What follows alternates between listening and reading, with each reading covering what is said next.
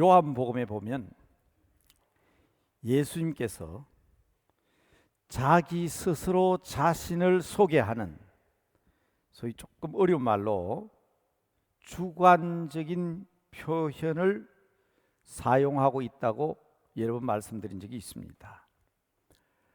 다시 한번 복습합니다.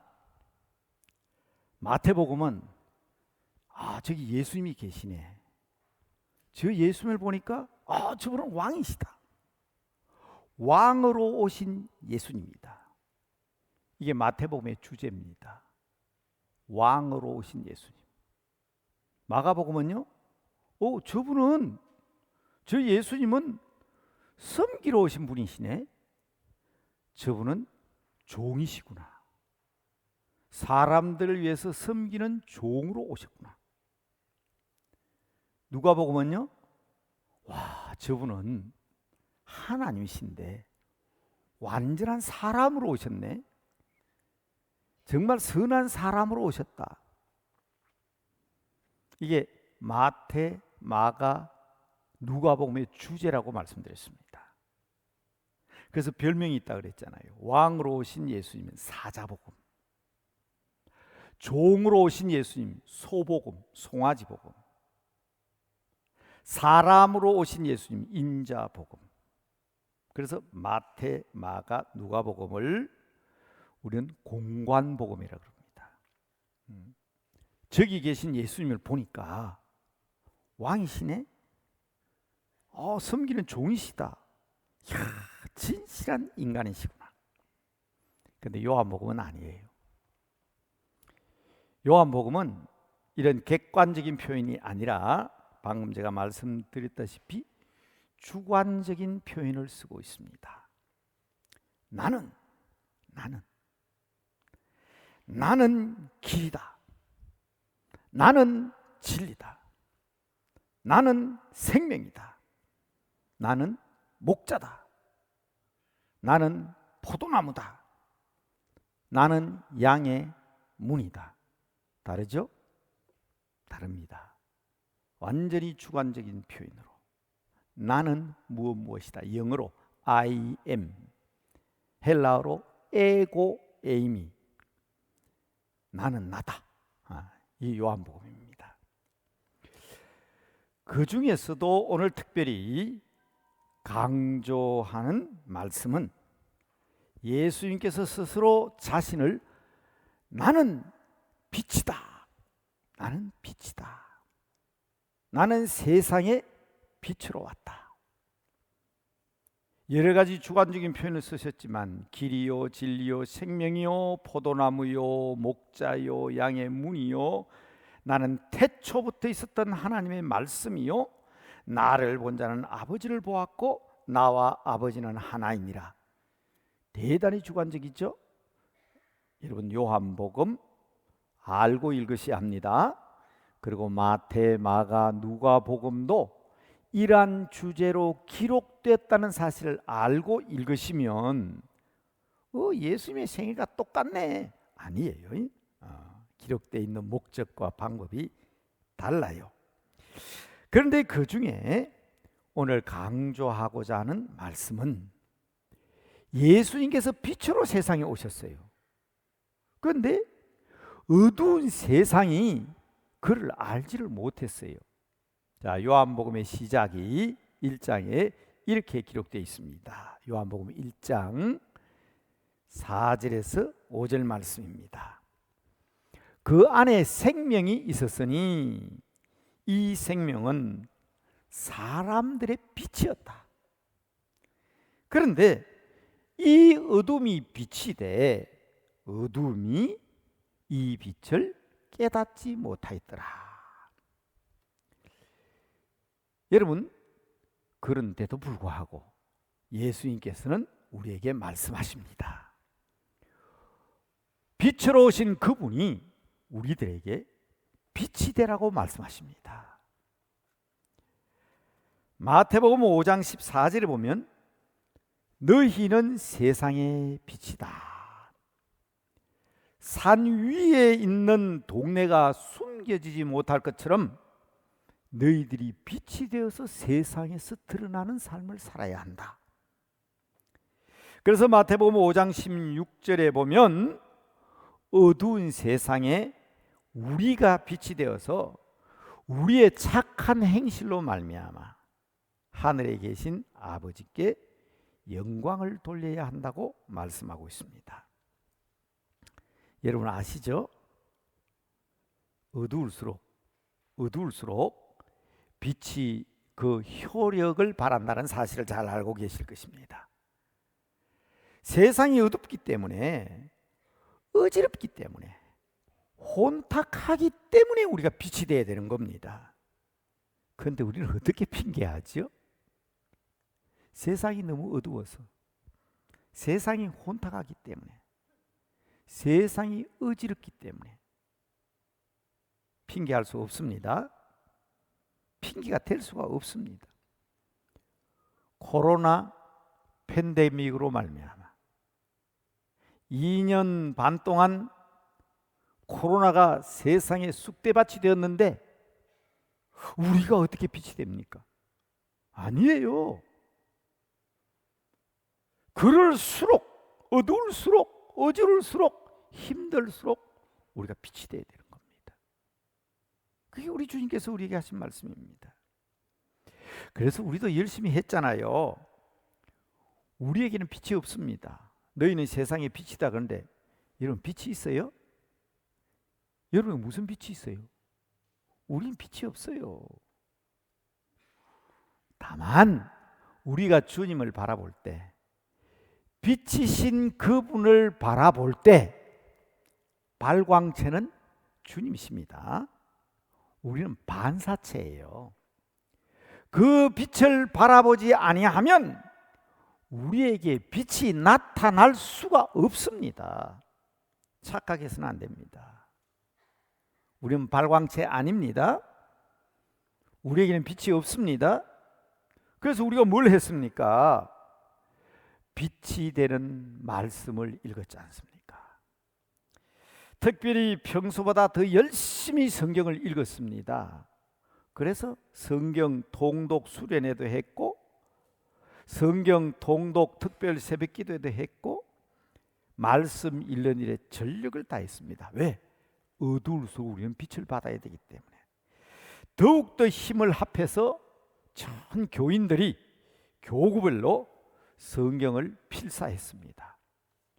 왜냐하면 우리는 주님의 빛이 필요하기 때문입니다. 더군다나 우리는 다른 교회가 하지 않는 부흥회를 1년에 한 번도 아니고 2번이나 작년에는 부흥회를 했지 않습니까?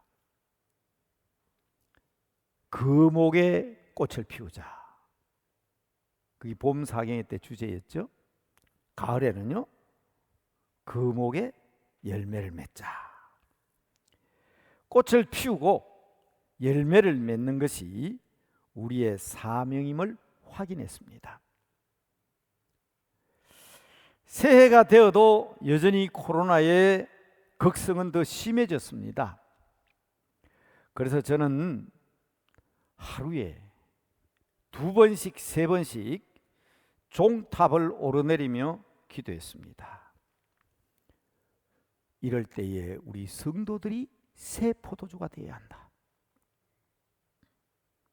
그리고 우리 교회는 새 부대가 되어야 한다. 간절하게 기도했습니다. 세상이 어둡고, 세상이 어지럽고, 세상에 악취가 나면 날수록 우리들과 우리 교회는 더욱더 향기를 풍길 수 있는 역할을 감당해야 한다. 그래서 여러분 주보에 다 이 3가지가 나와 있잖아요. 우리는 영적으로 새 포도주가 되어야 하고, 우리 교회는 새 포도주를, 성도를 담은 새 부대가 되어야 한다. 그리고 3번째는 우리가 아름다운 그리스도의 포도주의 향기를 풍기게 해달라는 것이 올해의 목표입니다. 지난 6개월 동안 우리는 이 표를 붙들고 기도해 왔고 우리가 함께 노력해 왔습니다. 남대문 교회가 150주년을 맞는 2035년을 바라보면서 우리는 기독 공모와 기독교 신문에 남대문 교회의 비전 컨설팅을 위한 설계자를 의뢰하는 공고를 내었습니다. 많은 지도자들이 지원했습니다. 2035년 남대문 교회가 150년이 되는 그때까지 앞으로의 10년 동안 우리 교회는 무엇을 해야 될 것인가? 어떻게 해야 될 것인가? 좋은 아이디어를 구하기 위해서 컨설팅 공모를 했습니다. 지난주에 젊고 유능한 그리고 똑똑하고 지성적인 그러면서도 지도력이 탁월한 리더십을 갖춘 5분을 저희들은 선정했습니다. 우리 교회 성도들이 심사한 것이 아니라 총회에 의뢰해서 총회에서 목사님이 나오시고 노회에 의뢰해서 노회에서 목사님이 나오시고 그래서 5분을 선정해서 앞으로 우리 교회 10년이 어떤 방향으로 나가야 될 것인가 비전 컨설팅을 맡겼습니다. 몇 개월 동안 연구할 수 있도록 연구비를 지원했습니다. 우리 교회 137년에 지나간 역사와 현실을 확인할 수 있도록 자료도 제공해 드렸습니다.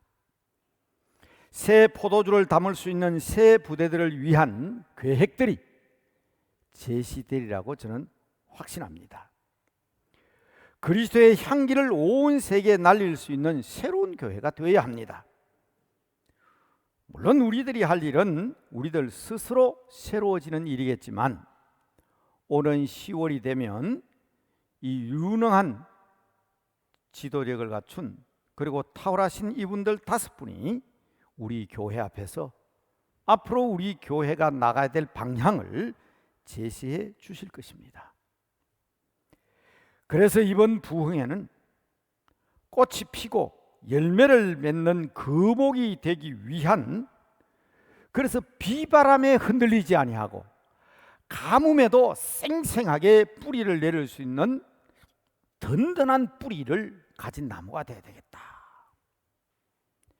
그리고 뿌리로부터 시원시원한 생수를 공급받은 튼튼한 줄기를 가진 가지들이 되어야 되겠다. 그래서 여러분 주보에 나와 있는 대로 이번 부흥의 주제가 든든한 뿌리, 튼튼한 가지입니다. 말 그대로 기초가 튼튼한 나무가 되기 위한 주제로 이번 부흥회를 갖습니다.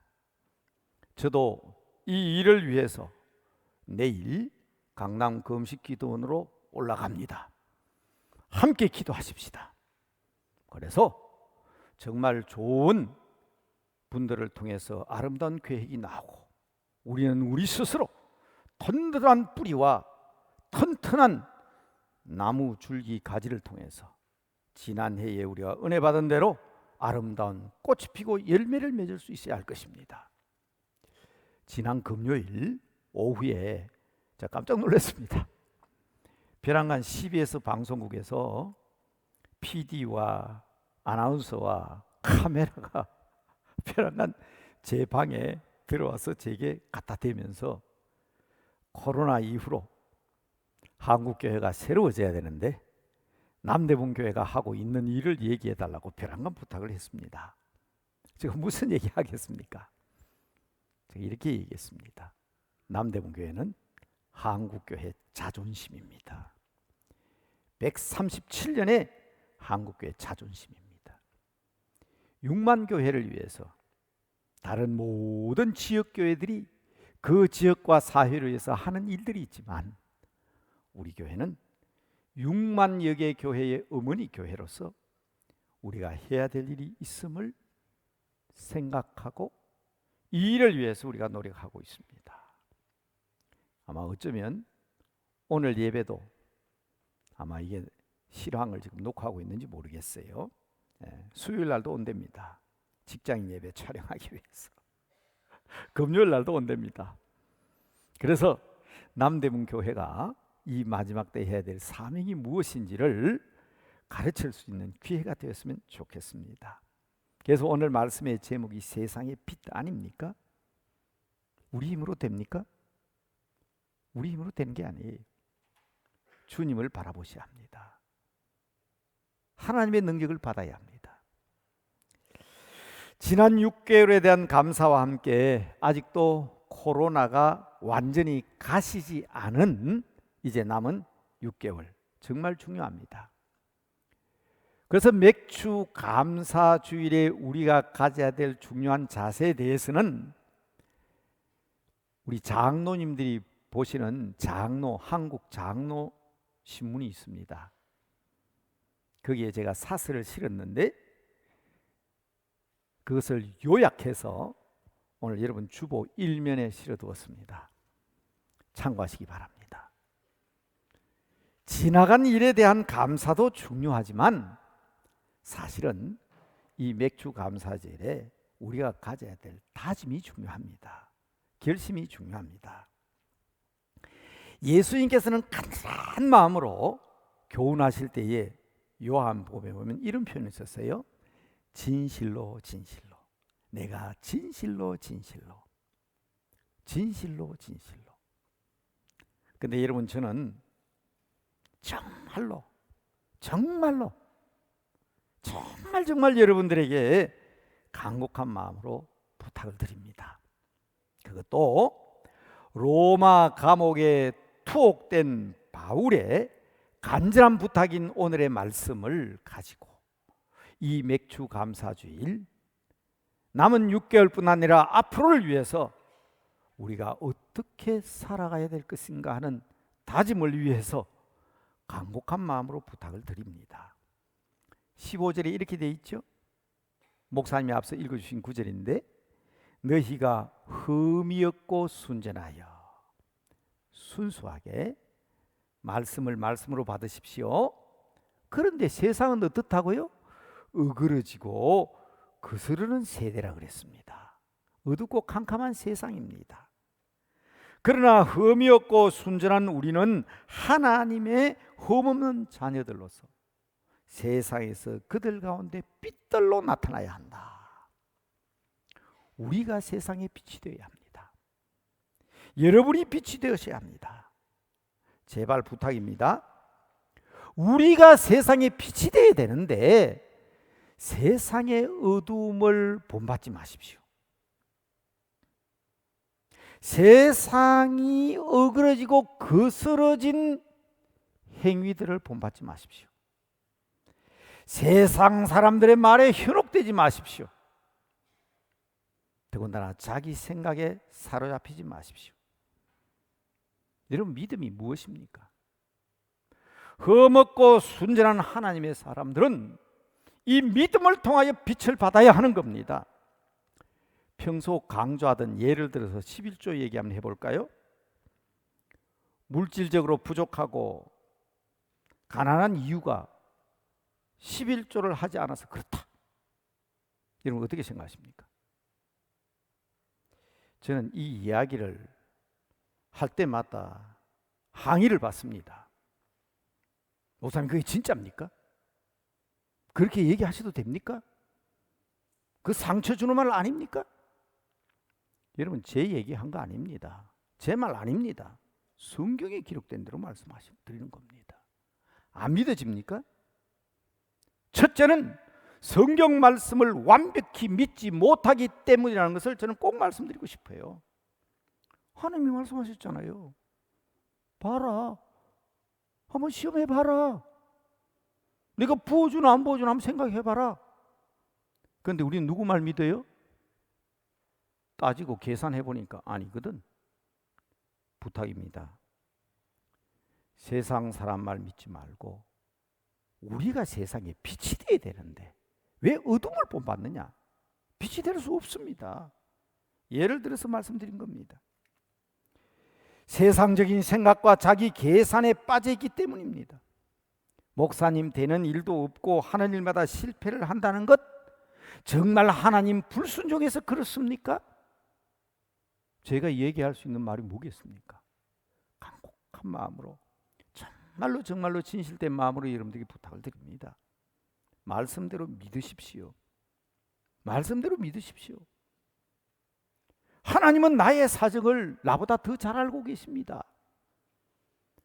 모든 일을 주님께 의탁하고 의뢰하면 하나님의 일은 하나님이 하십니다. 그게 우리 믿음 아닙니까? 오히려 치유는커녕 목사님 계속 상처만 주실 것이라고 반문하실지 모르겠습니다. 그러나 여러분 이제 겪었지 않습니까? 지난 2년 반 동안 겪었지 않습니까? 그래도 모르시겠습니까? 이렇게 어렵고 힘든 때에도 하나님의 말씀대로 순종하고 성도의 의무인 7분의 1 주일 성수하고 10분의 1 하나님께 물질 주인임을 고백하고 물질 드리고 100분의 1 참 안타까운 일이에요. 코로나, 경제적인 위기, 전쟁, 환란, 이거 핑계대고 우리 전도 안 하면 됩니까? 구원에 관한 일인데, 영생 얻는 길인데 100분의 1 감당하셔야 합니다. 1000분의 1, 세상 첫날보다 주의 집 문지기로 있는 하루가 더 좋다. 봉사죠. 국가에도 교육의 의무, 납세의 의무, 병력의 의무, 근로의 의무가 있는데 해도 되고 안 해도 되는 거 아니에요. 해야만 하는 일이에요.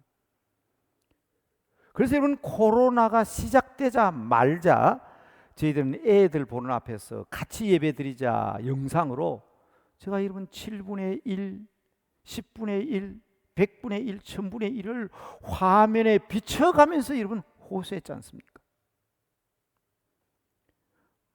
말씀을 받을 생각은 하지 않고 주님 주시는 그 빛을 받을 생각은 하지 않고 세상 어두움에 소리에 귀를 기울이면 안 됩니다. 바로 알아야 합니다. 오늘의 주제가 구원과 감사와 기쁨입니다. 옥에 갇혀 있어도, 감옥에 갇혀 있어도, 이 빌립보서 1장이에요. 내가 비록 메인바 되어도 나는 하나님 앞에 감사하고 기뻐한다. 2장은요, 내 몸이 제물이 되어도 칼칼이 찢겨지고 번제물이 되고 전제물이 되고 하나님 앞에 드려져도 나는 하나님 앞에 기뻐하고 감사한다. 오늘 읽은 본문이에요.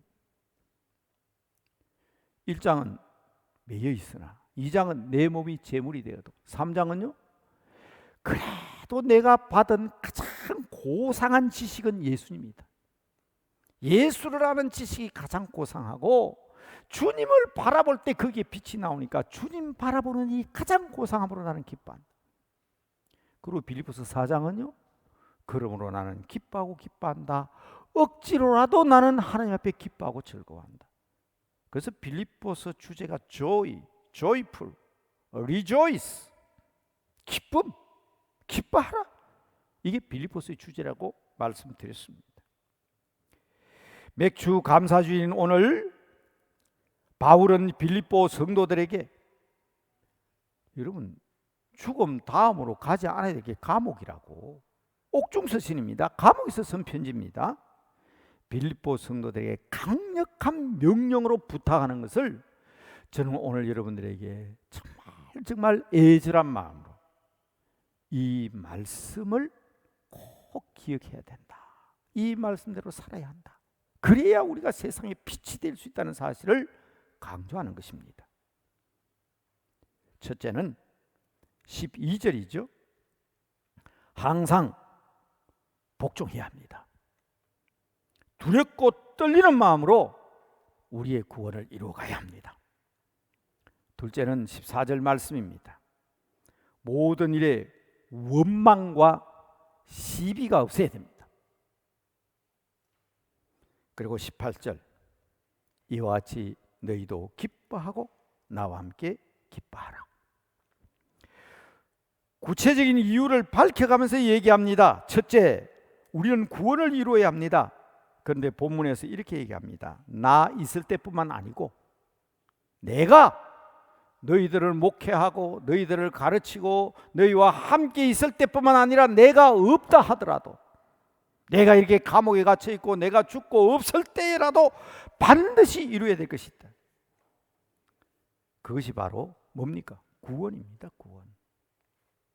여러분, 세상적인 고집을 버려야 합니다. 어둠의 생각을 버려야 합니다. 제발 부탁입니다. 믿어야 할 말과 믿지 않아야 될 말을 분별하셔야 합니다. 다시 한번 부탁드립니다. 코로나 기간 동안에 유튜브나 또 TV 방송을 통해서 여러 교회 목사님 설교를 여러분 참 많이 들으셨죠? 어떤 권사님 그러시더라고. 어떤 때는 목사님 예배드리다가 설교드리다가 채널을 다른 채널로 돌렸습니다. 제 말 아닙니다. 권사님 얘기입니다. 분별하셔야 됩니다. 바울의 말을 인용하면서 말씀드립니다.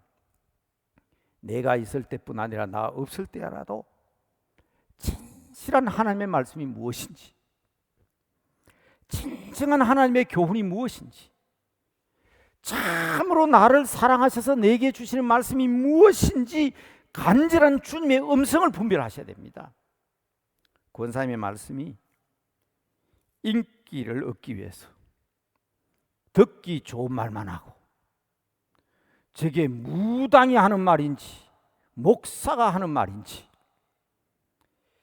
어떤 사람들은 세상 재미를 주기 위해서, 어떤 사람은 자기 이득을 얻기 위해서, 어떤 사람은 누구인가 인기를 얻기 위해서 설교 잘한다는 소리 들고 하는 것이 눈에 보이는데, 그러면서 권사님이 우리 교회 예배가 참 진실된 예배라고 말씀하셨어요. 제 얘기 아닙니다. 성함을 밝혔으면 참 좋겠는데, 제가 드린 말씀은 그 얘기를 하려고 하는 것이 아니라 구분이 될 수 있어야 됩니다. 진짜 하나님께서 나를 사랑하셔서 내게 말씀하시는 그 말씀이 무엇인지, 그 말씀을 듣고 복종해야 한다는 사실입니다. 두렵고 떨리는 마음으로 구원을 이루어야 합니다. 저는 제가 집사 시절에, 그리고 제가 전도사 시절에 저를 양육하셨던 목사님, 원로 목사님으로 계시다가 세상 떠났습니다. 제가 3일 동안 아들처럼 가서 빈소를 지켰습니다. 시신을 기증했기 때문에 2년 후에 이제 화장을 해서 요만한 단지에 뼈가루가 나왔습니다. 제가 그것을 안고 서울에 있는 노량진 동산에 모셨습니다. 그때 노량진교회 원로 목사님께서 제게 그렇게 말씀하셨습니다. 소 목사가 아버지처럼 모셨던 그 목사님은 말을 한마디 해도 하나님 앞에서 혹시라도 하나님 앞에 무례할까 봐, 하나님 앞에 작은 죄라도 될까 봐 얼마나 조심스럽게 말씀하신 분이신지 기억하지요? 그분이 얼마나 두렵고 떨리는 마음으로 목회했는지 기억하시죠?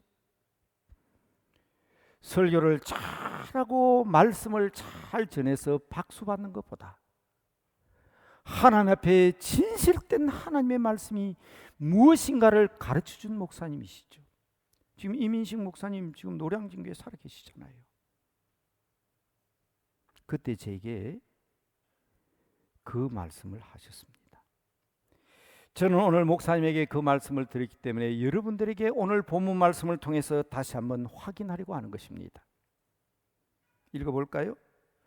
그러므로 나의 사랑하는 자들아, 너희가 나 있을 때뿐만 아니라 나 없을 때라도 항상 말씀에 복종하여 두렵고 떨리는 마음으로 너희 구원을 이루어야 할 것이니라. 부탁드립니다. 두 번째 부탁입니다. 13절 14절 말씀입니다.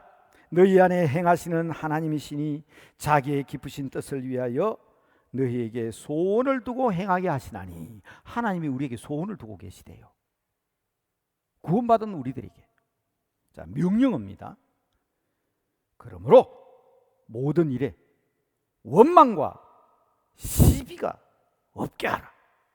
수없이 말씀드렸습니다. 하나님이 제일 싫어하는 겁니다. 왜 따먹었냐? 하나님이 여자 만들어주니까 따먹었지요. 왜 따먹었냐? 뱀이 꼬시니까 따먹었죠. 하나님이 싫어하십니다.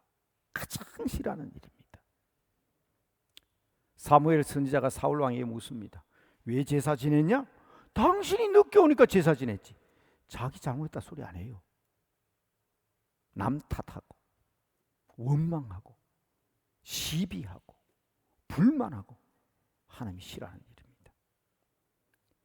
하나님의 소원을 두고 부탁한다고 그랬습니다.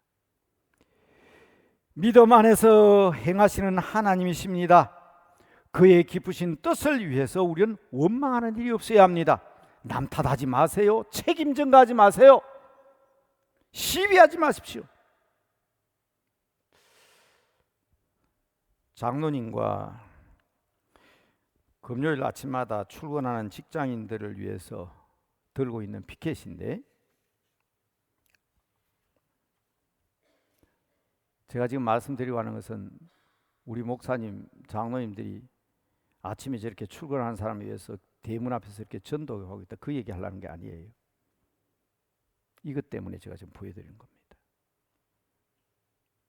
지나가는 직장인들에게 하나님의 사랑으로 어려움을 이깁시다. 그리고 그 밑에 뭐라고 적나 한번 보십시오. 원망보다는 뭐라고요? 감사로. 이게 하나님이 기뻐하시는 겁니다. 맥주 감사주일, 우리가 기억해야 될 것은 원망이 아닙니다. 지난 6개월에 대한 불만이 아닙니다. 감사합니다. 따지고 보면 감사할 일밖에 없습니다. 이만큼 회복했습니다.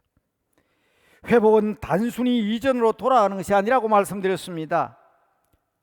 정상적으로 성경적으로 기쁨과 감사로 온전히 주님의 말씀에 순종하는 생활로 회복되어야 합니다. 감사하는 여러분 되시기 바랍니다. 그래서 저는 마지막으로 말씀드립니다. 오늘 본문 가운데 세 번째 강조하는 것은 믿음과 재물과 이 섬김 위에, 내가 재물이 된다 할지라도, 내가 전제가 되어 드려지는 재물이 된다 할지라도 우리는 감사해야 하지만 기뻐한다는 겁니다. 우리가 세상의 빛이란 말은 이런 상황 가운데도 기뻐하는 것이 빛된 삶의 아름다운 모습입니다. 그대로 이룰까요? 만일 너희 믿음의 재물과 섬김 위에 내가 나를 전제로 드릴지라도 나는 기뻐하고 너희 무리와 함께 기뻐하리니. 내가 지금 불에 타서 재물이 되는데, 내 몸이 가루가 되고 하나님 앞에 드려지는데, 그래도 뭐라고요? 나는 기뻐한다. 너희도 기뻐하고 나와 함께 기뻐하라. 지난 6개월, 아니 지난 2년 반 동안 너무나 어려운 시기였습니다. 이제 성찬상 앞으로 나아가면서 감사와 더불어서 기쁜 마음으로 다짐하려고 하는 것입니다. 우리가 감당해야 될 거룩한 사업은 구원이고요, 고난 중에도 우리에게 원하시는 하나님의 소원은 감사이고요, 원망 시비가 아닙니다. 그리고 밝혀야 할 빛은, 우리들의 자랑은 환난 중에도 기뻐하는 것입니다. 이제 찬송가 198장 찬송을 부르면서 이와 같은 다짐과 함께 성찬상 앞으로 나아가려고 하는 것입니다. 찬송가 198장입니다. 다짐이 없는 성찬은 의미가 없습니다. 감사로 나가는 성찬상이지만 어려운 가운데도 구원을 이루고 기쁨으로 감당하겠습니다는 다짐으로 함께 나가겠습니다. 함께 찬송합니다. 198장입니다.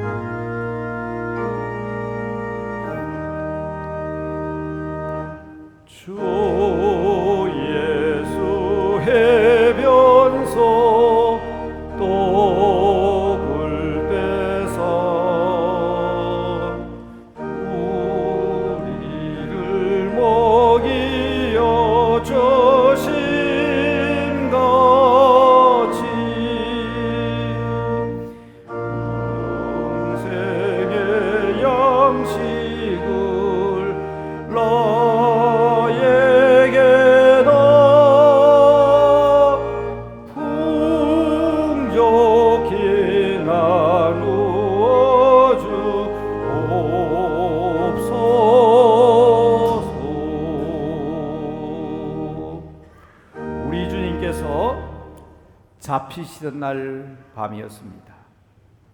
주님께서는 사랑하는 제자들에게 떡을 떼어주시며 말씀하셨습니다. 받아라, 먹어라. 이것은 내 몸이다.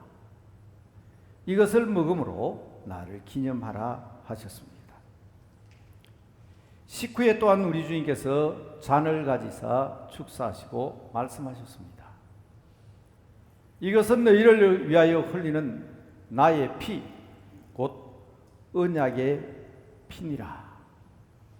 받아라, 마시라, 그리고 나를 기념하라 하셨습니다. 그러나 이 떡과 잔을 함부로 먹고 마시는 자는 자기의 죄를 먹고 마시는 것이라 말씀하셨습니다. 이제 우리는 이 성찬 예식에 참여하면서 이 떡과 잔을 분별하셔야 합니다. 우리 주님께서 십자가 위에서 피 흘려주시고 살찌해 주심으로 우리의 구원을 이루셨습니다. 그래서 바울은 내가 있을 때나 없을 때나 너희가 이루어야 될 가장 거룩한 사역은 구원을 이루는 것이라고 하셨습니다. 두 번째로, 이 떡과 잔을 취하는 자들은 원망과 시비가 아니다, 불평이 아니다, 감사다. 감사다. 하나님의 은혜를 우리는 카리스라고 합니다. 카리스. 영어로 그레이스, 은혜. 그런데 오늘 우리는 이 놀라운 카리스에 대한 응답, 유카리스, 감사. 카리스에 대한 응답은 유카리스, 감사입니다. 감사를 하는 사람들은 성찬 예식에 참여합니다. 유카리스트. 매우 중요하죠. 우리는 떡과 잔을 취할 때 우리가 받아야 될 오직 유일한 것은 감사입니다. 카리스를 받았기 때문에 유카리스 해야 되고, 유카리스 한 사람은 유카리스트, 성찬 예식에 참여하는 겁니다. 그리고 세상에 나가서 우리는 기쁨으로 살아야 합니다. 어렵고 힘든 일 가운데서도 그리스도인을 보면 저런데도 기뻐하네? 저것도 기쁜 일인가? 나와 비교하면 기뻐할 일이 하나도 없는데. 그래서 오늘 빌립보서를 통해서 우리에게 기뻐하라고 말씀하시는 겁니다. 우리는 다짐해야 합니다. 하나님께서 다스리는 세상 믿음으로 사는 사람들은 어떠한 상황이 와도 하나님 기뻐하는 삶을 살겠습니다 하는 이 다짐으로 성찬 예식에 참여하셔야 됩니다. 분별하셔야 됩니다. 이제 제가 떡과 잔을 향하여 기도합니다. 기도한 후에 우리 장로님들이 여러분들에게 이제 이 포장된 떡과 잔을 분병하고 분배합니다. 지난 고난 주간에 성찬 예식 행할 때 조금 예식 가운데 실수를 하는 분이 계셔서 오늘은 제가 실수하지 않도록, 혹 실수를 해도 전혀 이 성찬 예식에 방해가 되지 않도록 안내를 해드립니다. 목사님, 장로님들이 여러분 앞에 분명하면 이걸 받으십시오. 받으시고 난 뒤에 함께 기도하겠습니다. 화면에 공동 기도문이 나옵니다. 같이 기도하고 동시에 드시는데 이 껍질이 두 개가 있습니다. 투명한 비닐 껍질을 뜯으면 떡이 나오고, 그 다음 밑에 있는 껍질을 뜯으면 포도주가 나옵니다. 순서대로 드시는 것이 좋지만 혹 실수를 해도 기도한 후에 함께 드시도록 그렇게 안내를 드립니다. 이 떡과 잔을 함부로 먹고 마시면 죄를 먹고 마시는 것이기 때문에 혹 우리 교인들이 분별하지 못하는 성도들이 있을까 봐 교회 법으로 그 사람의 신앙과 영혼을 사람이 들여다볼 수 없으니까 세례받은 사람만 참여하도록 법으로 규정해 놓고 있습니다. 혹 세례를 받지 못한 분들은 마음으로 함께 참여하시고 마음으로 함께 참여하십시오. 이것은 영적인 부분입니다. 그렇게 기억해 주시고, 혹 어떤 분 가운데 이 성찬 예식에 이거 못 먹게 한다고 그 조그만 포도주고가 하나 그거 안 주냐고 그러는데, 혹시 교회는 염려해서 그렇습니다. 자신의 죄를 묻고 마시는 일이 없도록 하기 위한 배려라는 것을 기억하시고 영적으로 참여해 주시면 고맙겠습니다. 이제 제가 위하여 기도하겠습니다. 다 같이 기도하십시다. 하나님, 이제 하나님 앞에 떡과 잔을 나누려고 합니다. 우리 주님께서 우리의 죄를 위하여 흘리신 피요 우리의 생명의 양식으로 주신 주님의 살을 기념하며 이 예식에 참여합니다. 그러나 이 예식은 우리 주님께서 십자가 위에서 이루신 구원을 저희들이 기념하기 위해서 참여하는 예식입니다. 우리의 마음속에 감사와 감격이 있게 하여 주시옵시고, 우리의 생활 속에서도 끊임없는 감사가 있게 하여 주시되, 이 놀라운 사랑과 은총으로 말미암아 기뻐하고 기뻐하며 기뻐하는 저희들의 삶이 되게 하옵소서.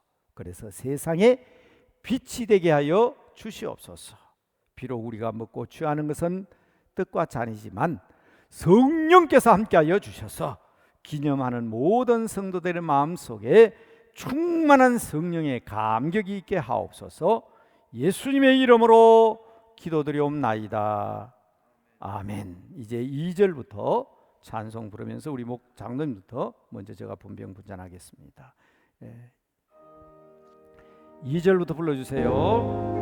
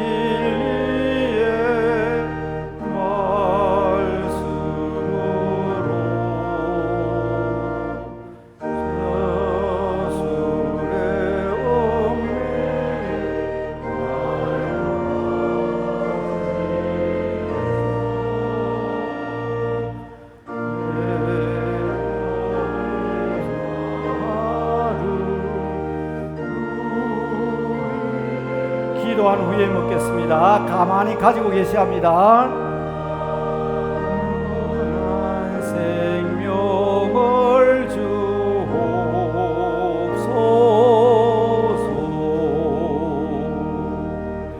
성령을 내 맘에 보내셔서 내 어두운 영의 눈 밝히시소.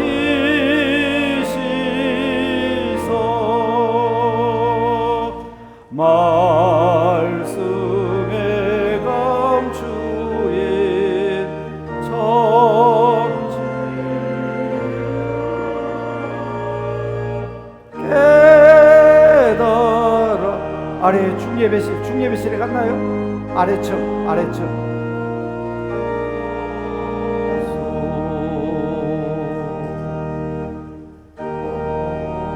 4절 한 번 더 합니다. 성령을 내 맘에 보내셔서 내 어두운 영의 눈 밝히시소.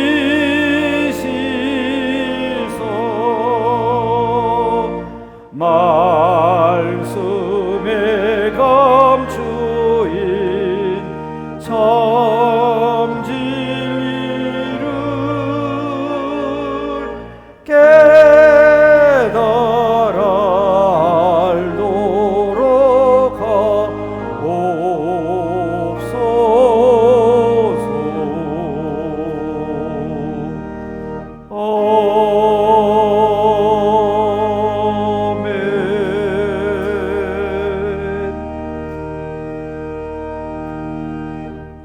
화면에 우리가 공동 기도 내용이 나옵니다. 함께 기도하신 후에 이제 우리가 여러분 가지고 계신 뚜껑을 자세히 보면 투명한 뚜껑이 있고 또 아래에 딱딱한 뚜껑이 있습니다.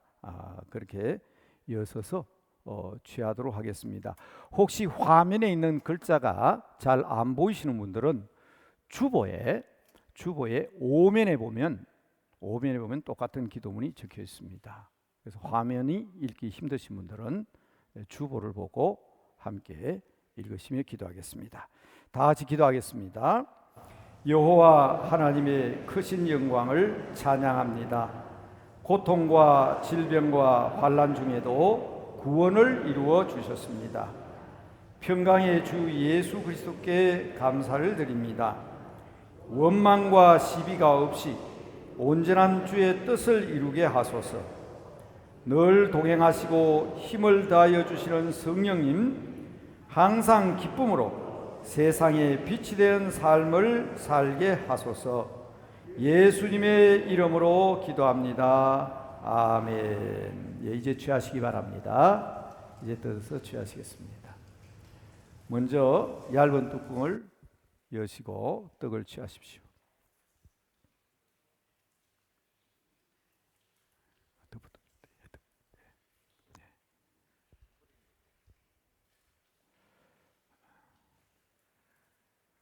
그 다음에 포도즙을 취하시기 바랍니다.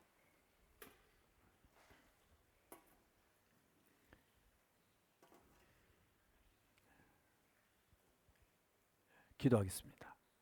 하나님, 저희들이 주님의 피와 살을 기념하는 떡과 잔을 들었습니다.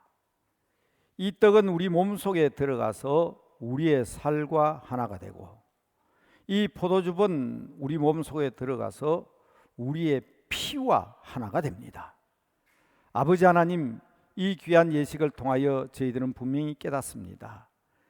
주님의 몸과 내 몸이 하나가 되는 것처럼 주께서 우리와 함께 하시고 성령님이 내 안에 내주하심으로 이제 우리의 남은 생애는 주님과 하나가 되어 함께 가는 삶이 될 줄로 믿습니다. 구원받은 주의 백성으로서 늘 감사가 우리의 삶 속에 넘치게 하여 주시옵시고, 그 감사와 감격으로 말미암아 세상 어떤 일이 있다 할지라도 늘 기쁨으로 주를 찬양하며 살아가는 복된 성도들 되게 하옵소서.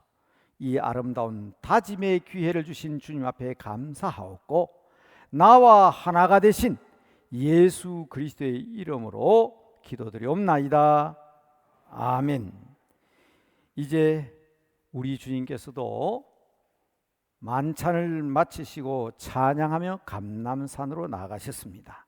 이제 우리도 다 함께 431장 찬송을 부르면서 세상으로 나가겠습니다. 감사합니다.